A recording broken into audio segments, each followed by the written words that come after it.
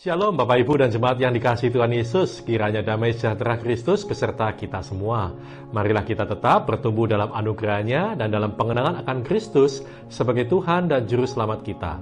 Selamat mengikuti renungan firman Tuhan hari ini. Tuhan Yesus memberkati. Renungan hari ini, Kamis 5 Agustus 2021 dengan judul Dalam Kelemahan Kuasa-Nya Sempurna. Kita akan baca satu bagian firman Tuhan di dalam 2 Korintus 12 ayat 9 yang berbunyi demikian. Tetapi jawab Tuhan kepadaku, cukuplah kasih karuniaku bagimu, sebab justru dalam kelemahanlah kuasaku menjadi sempurna. Sebab itu terlebih suka aku bermegah atas kelemahanku, supaya kuasa Kristus turun menaungi aku. Bapak, Ibu, dan saudara sekalian, betapa seringnya kita hanya terfokus memandang keterbatasan dan kekurangan kita. Kita mengeluh atas kelemahan, atas apa yang tidak kita punya, dan mengabaikan kelebihan kita.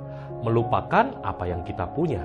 Kita merasa percuma dalam berjuang, sehingga kita mudah menyerah. Saudara, karena terlalu sibuk memandang segala keterbatasan kita, padahal kelemahan kita, ketidaksanggupan kita, keterbatasan kita, kekurangan bahkan ketidaklengkapan kita secara fisik sekalipun dapat dipergunakan Tuhan untuk menyatakan kuasa-Nya. Tuhan mampu memenuhi kita dengan kekuatan yang berasal daripada-Nya, sehingga dengan segala keterbatasan kita, apa yang masih kita punya tetap bisa dipakai untuk hal-hal yang baik dan luar biasa. Perikop kita pada ini 2 Korintus 12 bagi kehidupan kita sangat baik. Mengapa demikian? Yang pertama, kita diajar untuk tidak sombong. Sebagai orang yang sudah banyak berkorban dalam pelayanan, mendapat penglihatan yang luar biasa, dan mengadakan berbagai mujizat, sangat mudah bagi Paulus untuk menjadi sombong. Untuk mencegah timbulnya kesombongan dalam diri Paulus, Tuhan dengan sengaja memberi duri dalam daging, supaya Paulus tidak sombong. Hal tersebut ditegaskan melalui perkataan, supaya aku jangan meninggikan diri, yang diulang 2 kali di awal dan di akhir ayat tersebut. Kedua, kita diajar untuk memahami konsep anugerah. Anugerah Tuhan memang tidak terbatas dan lebih dari cukup untuk semua orang yang pernah ada di dunia ini. Bagaimanapun, hal ini tidak berarti bahwa Allah pasti memberikan apapun yang kita minta dan doakan. Walaupun Paulus sudah berdoa dengan iman dan sungguh-sungguh dengan pokok doa yang positif, hal itu tetap tidak dikabulkan. Jawaban doa bukan sesuatu yang mekanis, yaitu kita minta apa saja pasti diberi. Tetapi jawaban doa adalah sebuah anugerah. Dan Paulus menggambarkan itu dengan sebuah kalimat, cukuplah kasih karuniaku bagimu. Yang ketiga, Bapak, Ibu, dan saudara sekalian, kita diajar untuk mengalami kuasa Tuhan yang sempurna.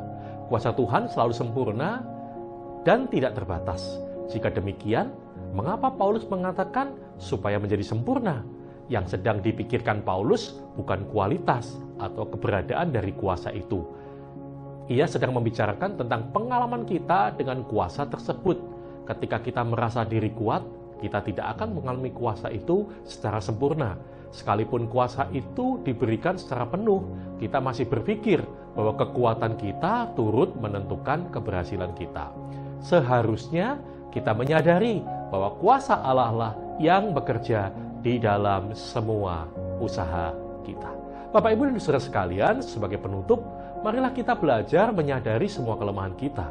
Kita akan terus bertumbuh dalam kekuatan, semangat, dan sukacita jika kita terus membangun hubungan dengan Bapa di surga. Berhentilah berfokus terhadap kelemahan, tetapi maksimalkan terus apa yang ada pada kita.